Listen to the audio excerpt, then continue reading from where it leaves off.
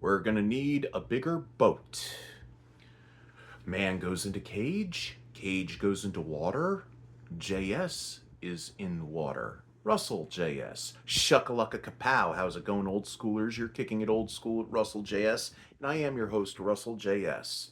Now, why is it that I go ahead and do the Jaws reference? Well, this summer marked the 50th anniversary of the original masterpiece Jaws, directed by Steven Spielberg, starring Roy Scheider, Richard Dreyfuss, and Robert Shaw, about a police chief on a small island town on the East Coast who realizes has a shark problem, and he's trying to protect everybody on the island, but the mayor and all the city officials keep insisting on keeping the beaches open despite the shark problem. As you can see, I have the 30th anniversary special edition DVD of this classic, terrifying masterpiece. But the one thing I want to get into, this is a segment I like to call They Should Have Quit While They Were Ahead. What I'm talking about is awful Jaws sequels. Now, you're probably going to tell me, oh, but Jaws 2 was decent. It was still good. And you know what? Yeah, you're right. And I agree with you on that. If you were to tell me that, I do agree 100,000%. But it was the last two sequels that came out, in the 1980s. And, yeah, I just had to take out some trash to the garbage because it was containing my vomit after sitting through these two abortions. What am I talking about? Jaws 3 and Jaws the Revenge. So, I just guzzled an entire 2-liter bottle of ginger ale to settle my stomach. So I should be fine now. And I ate a whole bottle of antacids. So without further ado, let's check these bad Oscars, and I don't mean in a good way bad Oscars out, shall we? Okay. Jaws 3. I remember where they were going ahead and saying a new dimension in terror because it was in 3D. At that time, they were trying to make 3D movies, in the early 1980s and in the late 70s, cutting edge. I mean, Friday the 13th, Part 3, stuff like that. And the thing is, the only thing that was great about this conglomerate abortion was there were big stars in this, like Dennis Quaid. He was roughly an unknown at the time, and he's a huge star today. Leah Thompson. I mean, it wasn't until she really became a big star until Back to the Future and Howard the Duck. And of course, you had the late great Louis Gossett Jr. In this movie, it depicts they're doing a recreation. It's like they do with a third movie, like say Return of the Jedi, or Back to the Future Part 3, or Indiana Jones and the Last Crusade, where they try to recreate, it's a third entry into the series, and they try to rehash the first movie, kind of make it similar to the first movie. And people always complain. I mean, people complain about in recent years about the Star Wars sequel trilogy that Disney had put out, where they say the Force Awakens is a rehashing of the original. No, it's anything but. I mean, if it was a rehashing of the original movie, you would have had Luke Skywalker doing the Obi-Wan Kenobi thing and dueling with Kylo Ren to where he gets struck down. So, no, that was not. But getting back to the subject at hand, this one sees the Brody brothers, Michael and Sean, grown up as young men. And what happens is, it's funny because we'll get to a certain subject with the next movie with this. They say that in this movie, Michael says that Sean's afraid of the ocean ever since the shark attack that they endured when they were kids up in Amity. Now, The thing is about it is kind of like a similar situation where, which by the way, you can actually pay admission in Orlando to go to the filming locations of this treacherous pile of cow dung. You can really, if you've ever been to SeaWorld in Orlando, Florida, you've been to the filming locations of Jaws 3. And if you don't believe me, go ahead and sit through this garbage and you can, you know, and then talk to me about it. And it's the same deal because over at SeaWorld, they're having a shark problem where a baby great white comes in, they have it in captivity, they want to examine it, and then it dies. So the mother comes and seeks revenge. And what's really ridiculous is, you know, does this shark family, is there like a shark family that's out to get the Brodies after what Chief Brody did the first two times around? And, you know, it's really bad. And the 3D graphics are crud. They are garbage. I mean, and you're probably asking, so why do you have a copy of it? Well, I only went ahead, if you saw the Kicking It Old School video from yesterday, I went and picked both these up at the library for this review.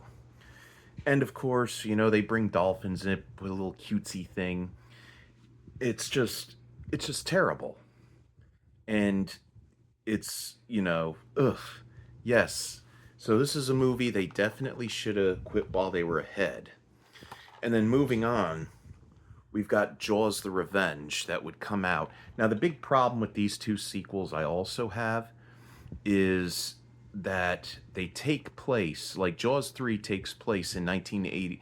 I mean, it came out in 1983 and they had everything of the modern times, and it came out 8 years before the original. And all of a sudden, Michael and Sean Brody, just like in Jaws 2, are now they're grown adults. Where in Jaws 2, it's 5 years after after the first shark encounter, and this one they're grown adults. Well, Michael is a oh wait, this is the wrong one. Michael is a marine biologist at SeaWorld, and he's got a girlfriend that is a coworker that he works with, and Sean is going through college. So now, after this movie was over, it went, they did wait another 4 years, and they came out with this abomination, Jaws the Revenge. I remember when this was, when they were showing the trailer on TV for this back in the summer of '87. Jaws the Revenge. This time, it's personal. And they even made a Nintendo game based off this Jaws movie. And in this one, this movie sees Chief Brody's wife, Ellen, as a widow. And once again, tragedy strikes her family with yet another shark attack, where this time, Sean is a deputy for the Amity PD. He goes out to the ocean because there's I forgot what it is. You know those floating bell things that are out in the ocean, like channel markers? Well, there's a log just, trapping it. So he goes to investigate, and he gets attacked by a shark and killed right there at Christmas time. So, grieving for the loss, Ellen goes with her other son, Michael, who once again is a marine biologist in the Bahamas, and his family. Now, Michael is married and has a 5-year-old daughter. And Ellen believes that there's some kind of voodoo going on with a family of sharks and the Brodies, which, they kind of pull it out like in Jaws 3, where all of a sudden Michael and Sean are down in Florida, and now the Brodies are in the Bahamas. I mean, it's like, what's going to be next for the next Jaws sequel? Are the Brodies going to move to Montana or Wyoming, where there's no oceans, there's no salt water? How would a shark survive in freshwater rivers and lakes? But I don't know. It's like, I think at the time, Jaws was a very valuable, you know, franchised property, and they thought that they could go ahead and squeeze some sequels out of it. And once again, This movie came out in 1987, where the other one came out in 1983, and it's supposed to be years after. And in this one, they don't even acknowledge the events of Jaws 3, except for Michael being a marine biologist, and they don't even acknowledge the events of Jaws 2, which kind of reminds me of what John Carpenter had done recently for the Halloween franchise, where none of the events from any of the other movies, including the original Halloween 2, took place. And James Cameron did that when he came back to go into the Terminator franchise again. But both these movies to me, and again, you know, this one came out 12 years after the first one. And there it is. It's supposed to be, again, many years later, but you still see everything of 1987 in this abomination.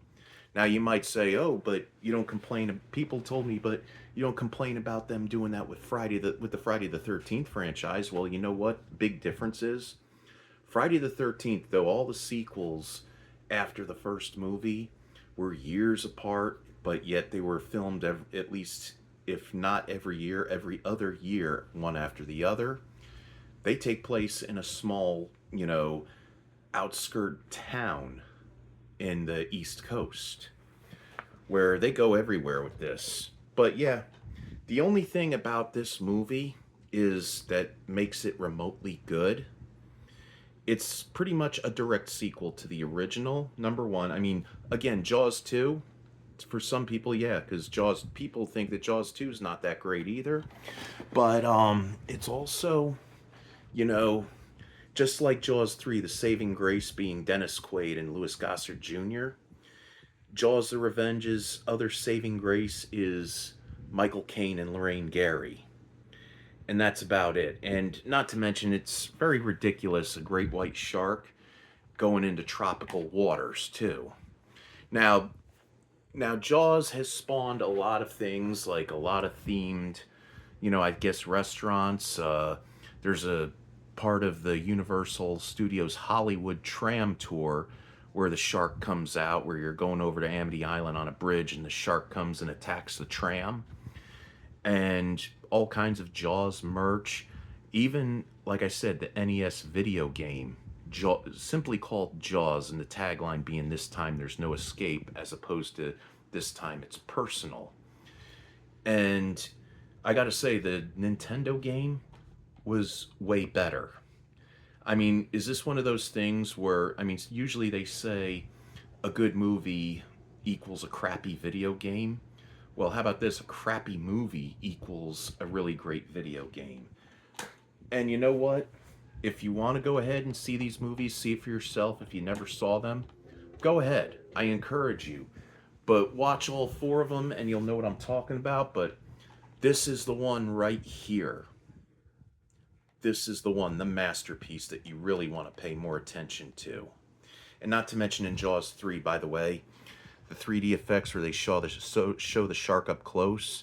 To quote Marty McFly when he saw the hologram of the great white shark for Jaws 19, yeah, the shark looks fake. At any rate, that's going to do it for this video.